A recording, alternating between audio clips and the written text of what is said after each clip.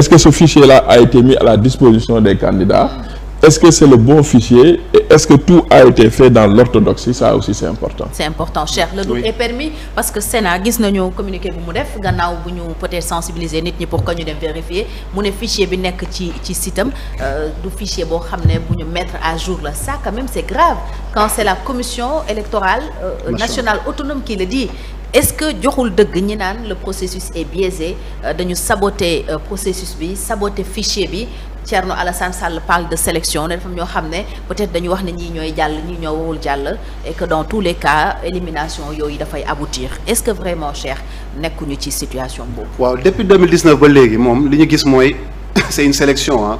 le premier ministre en son temps en 2019 Boun Abdallah Dionne donc wax nañ ne 5 candidats ñooy am. te looloo am. te récemment am na koo invité waaw am na koo invité fii sa plateau nee na à peu près bon ay 10 candidats mooy am donc en l'occurrence Youssou Diallo je pense n'est-ce pas de Benno Bokk Yaakaar donc ñoom moom ñu ngi joxe ay chiffres mais déjà man le communiqué de la Sénat communiqué la boo xamante ne ça choque comment la Sénat aujourd'hui fu mu toll ci processus bi nga xamante ni ñu ngi dëgmal jëm ci élection présidentielle Sénat ñemee taxaw def communiquer ne bu leen dem sama site di vérifier ndax vous êtes dans le fichier ou pas parce que le fichier qu'il y a sur le site fichier boobu noonu c'est pas un fichier mis à jour donc kañ lañu ubbi n'est-ce pas fichier bi ba def ba ñu inscrire ba def lépp ba tëjaat fichier bi pendant tout ce temps-là peut-être la Sénat était en vacances non léegi kay ban fichier sax lañ yor. waaw non léegi non man avant may dem fële sax avant may dem au niveau du conseil constitutionnel Sénat bi nga xamante ni vraiment nee nañu moo féete kaw DGE direction générale des élections moo ko féete kaw moom au contraire bi sénégalais yi amee ay doute di ne est-ce que ñu ngi ci fichier nekk na ci fichier moom moo war a def communiqué ne tous les sénégalais yi nga xam ne bëgg nañu xam ndax ñu ngi ci fichier bi am déet nañ dem ci site Sénat bu ñu demee dugal seen identifiant ak seen information wala seen numéro carte d'identité ay yooyu noonu dinañ am la bonne information mais ils disent qu'ils ne recommandent pas aux Sénégalais n'est-ce pas d'aller sur leur site pour vérifier est-ce qu'ils sont sur le fichier sous prétexte que le fichier n'a pas été mis à jour. Ça c'est très grave. loolu mu doon ab manquement bu grave bi nga xamante ni nu mu tudd am na côté Sénat mais beneen côté bi tamit léegi nag le doute est naturellement il est permis bu dee waa Sénat ñoom seen bopp seen site nee nañu fichier bi ñu yor ne pas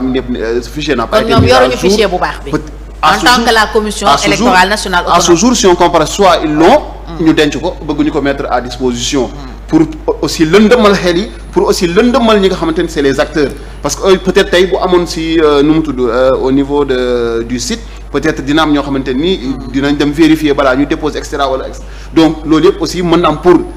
peut-être c'est fait sciemment peut-être pas peut-être donc man à la limite je pense que c'est de l'incompétence n'est-ce pas le fait de ne pas avoir mis à jour ce fichier-là beneen côté ñu dem au niveau du conseil constitutionnel tey moom ñu ngi koy jiiñ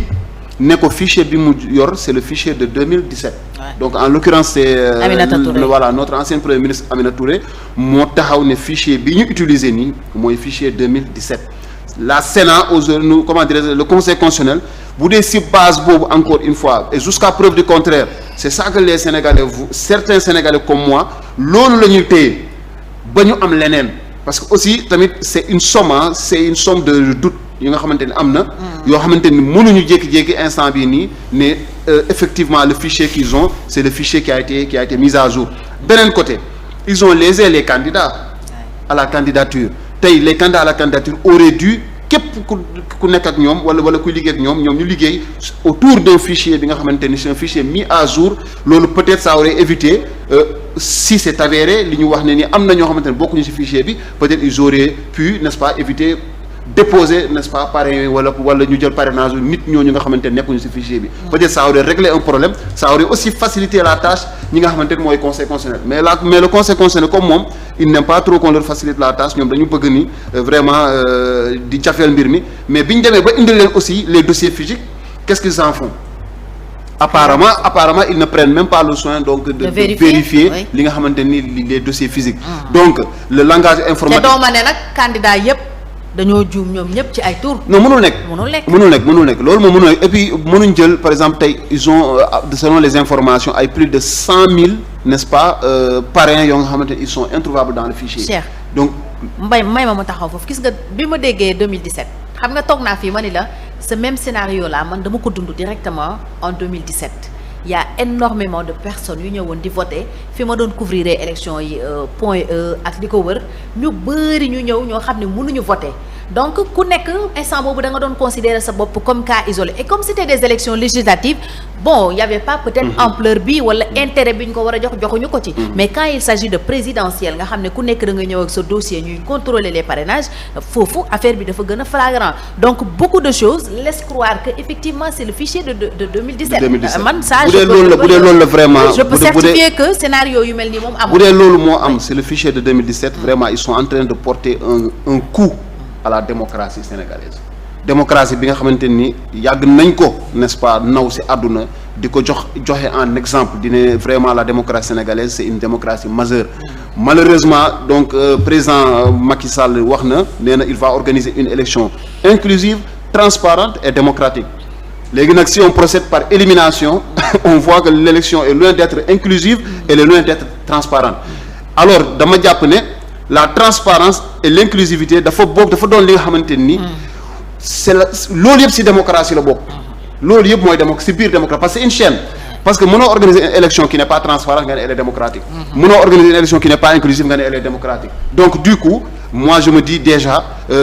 nu mu tudd la messe est dite cette élection là en tout cas les Sénégalais ils vont en reparler n'est-ce pas mais li am solo mooy aujourd'hui yàgg nañ ci étape bi nga xamante ni aussi on peut pas faire machine arrière donc déposer candidats yi déposer nañu wuti nañu parrainage déposer nañu maintenant il faut aller de l'avant léegi lépp li nga xamante ni laaj na ñu dénoncer ko nañ ko dénoncer li nga xamante ni aussi par rapport au processus li des ñu jéem ko xool na lañ koy sécuriser ba nga xamante ni dinañ dem ci élection yi nga xamante ni duñu ñëw ci benn bureau de vote fekk fa xalifa n'est-ce pas xalifa président am fa représentant ñeneen parti yi bañ am seen représentant wala dans des zones où yi nga xamante ni dund nañ ko déjà yoo xamante ni l'opposition n'est pas représentée donc vraiment ñoom opposition nañu man koo xool nan la ñuy sécuriser li des ci processus sauver ce qui peut l'être ba nga xamante parce que parrainage moom wéy na mbuus man je pense pas que le conseil constitutionnel dina jékki-jékki weddi boppam parce que c'est le conseil constitutionnel qui a invalidé n'est-ce pas qui a recalé les candidats conseil constitutionnel est-ce que dina jël moom mu def ba pare mu jugé waat boppam ne damaa juumoon je n'y crois pas en tout cas dina xaw a doy waar conseil constitutionnel delluwaat ne man dama juum man de Mimi Touré peut-être wala Cheikh Hadjibou Soumaré ni ma ko recalé waruma ko recalé noonu dama ko war a delluwaat je ne pense pas que cela va se faire waaw non Cheikh même conseil constitutionnel peut-être bu dul weddi boppam mais comme li ma wax c'est que à la fin du processus aussi bu parrainage bi jeexee ba le 20 ñu war a wax ni que ni ñii ñooy candidats yi bokk ci élection présidentielle de février 2025 minimum il y aura un procès verbal ou un rapport c'est que le droit noonu lay fonctionner dina am këyit boo xam ni conseil constitutionnel dina ko génnee sur la base ay articles ki dispositions yoo xamante ni ñoo nekk peut-être ci suñu constitution pour wax ni que ni ñii ñooy participer ci élection bi loolu peut-être dina joxe une idée de comment les choses sont passées mais mieux au-delà de ça c'est-à-dire que ni bu fekkee conseil constitutionnel ci boppam moo dul génn mais ñi nga xamante ni dañ leen a boole ci commission bi nga xamante ni moom mooy saytu parrainage bi di ko valider ak yooyu nga xam ni ñoom dañoo jógee au-delà des mandataires des candidats am na ci ñoo xamante ni peut-être c'est des personnalités de la société civile yu ci bokk mais ñooñu ne serait-ce que par rapport ak ñoom seen devoir ak li ñu seq ak askan wi war nañoo mën a génn leeral askan wi ndax liggéey bi nañ ko defee méngoo na ak yoon ak transparent na wala ndax am na ay rëq-rëq parce que aussi askan wi moo ko soxla. Absolument. Pour xam ndax des candidats ont été éliminés à dessein. wala ndax liggéey bi defee nañ ko nañu parce que ñun au regard de notre histoire de notre trajectoire c'est-à-dire que ñun mënuñoo gis ñuy sélectionner wala ñuy éliminer candidat ci loo xam ni teguwul ñu koy cautionner parce que daf ñoo dal ba pare dañ koo dund 2019 ñu déposer suñuy dossier de candidature en bonne et due forme pièces yi conseil constitutionnel di laaj yëpp xam nga 9 yi la ñu wax amul benn bu ñu manqué du casier judiciaire du carte d'électeur du carte d'identité du attestation du dara lépp ñu déposer ko ñu éliminer ñu sans pourtant donner une raison parce que dañ ñu wax ni que ni rek non inéligibilité non ñaar la Karim Wade la ñu éliminer woon pour inéligibilité Khalifa était éligible parce que dama ne carte d'électeur 2019 dafa bokkoon ci 9 pièces yi ngay déposé. d'accord dañ koo déposé. casier judiciaire dafa bokkoon ci 9 pièces yi ngay déposé. dañ koo déposé. caution bi dañ koo déposé on a passé l'étape des parrainages comme ni ñu ko waxee au premier tour.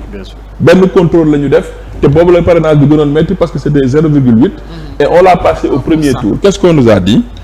On nous a dit le rabat d'arrêt bi ñu déposé woon au niveau justement de la Cour suprême n'était pas suspensif. Et qu'est-ce qui s'est passé après 2019 bi mu jeexee en 2020? L'État s'est rendu compte que def na erreur parce que lii erreur boo xam ne mënatuñ ko rectifier la ñu génnee beneen dispositif dugal ko ci conseil constitutionnel mooy bi am léegi nii wax ni désormais le rabat d'arrêt est suspensif. xam nga boo génnee dispositif moom moo daal Ousmane Sonko désormais le rabat d'arrêt n'est pas suspensif. moom la ñu imposé Barthélémy Diaz bi ñu defee procès ba pare ñu ne léegi la condamnation est définitive parce que rabat d'arrêt n'est pas suspensif. moom la ñuy opposé ni Ousmane Sonko avec la Cour suprême dans son dossier avec Mame Mbaye Niang pour wax ne le rabat d'arrêt n'est pas suspensif. su fekkee wax nga ko en 2020 c'est parce que en 2019 xam nga ne bi ngay bañ candidature Khalifa Sall c'était une candidature valable. Bien sûr. Parce que justement le rabat d'arrêt était suspensif. Et donc ñun bu ñu dund loolu ba pare gis mu war a dal ay candidats ren ñun ñu koy cautionner. Absolument. mënuñu koo nangu parce que on considère en réalité que élection présidentielle en fait c'est la fête de la démocratie c'est-à-dire que ni warul doon warul indi xiiroog ngaayoo ci réew parce que c'est une démocratie qui est en fête. parce que compétition la ci xel ak xam-xam et liy dundal démocratie c'est le débat. démocratie leneen mënu koo dundal ci àdduna lu dul débat c'est-à-dire que c'est une contradiction d'idées. c'est-à-dire que ni ay école politique yu bokkul la ñii ay centristes lañu ñii ay libéraux lañu ñii ay socialistes lañu ainsi de suite ku nekk am sa vision de la société am sa vision boo xam ne ci noonu nga gisee Sénégal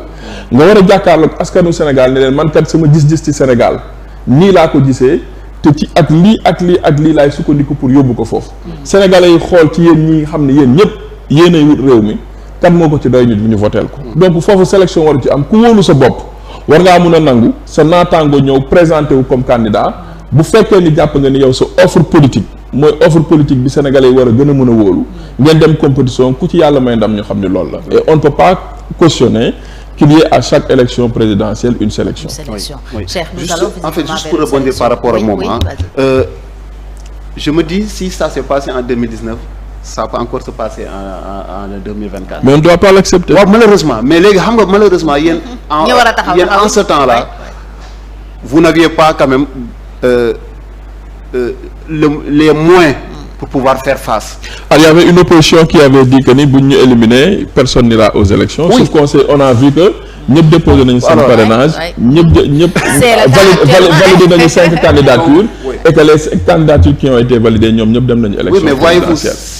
loolu moo nekk di xewaat. voilà loolu moo nekk di xewaat instant bii nii donc aujourd'hui ñun li ñu gis ak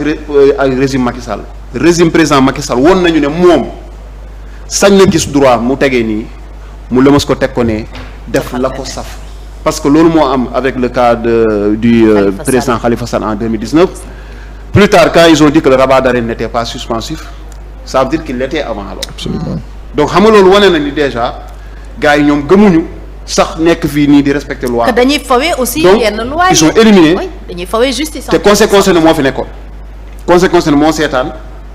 def la muy def ba pare rocc président Khalifa Sall ne bokkul. conséquence ne moo defaat la même chose n'est-ce pas en 2024 pour certains candidats rocc am na ñu mu éliminer carrément te peut-être xaw ma. ak ñu nar a éliminer suba. yàlla ñëpp jàll kenn xamul mais certainement peut-être dina am ñeneen ñu mu jëlee seen dossier am lu mu fa génnee loo xamante ni. dina ko éliminer donc tey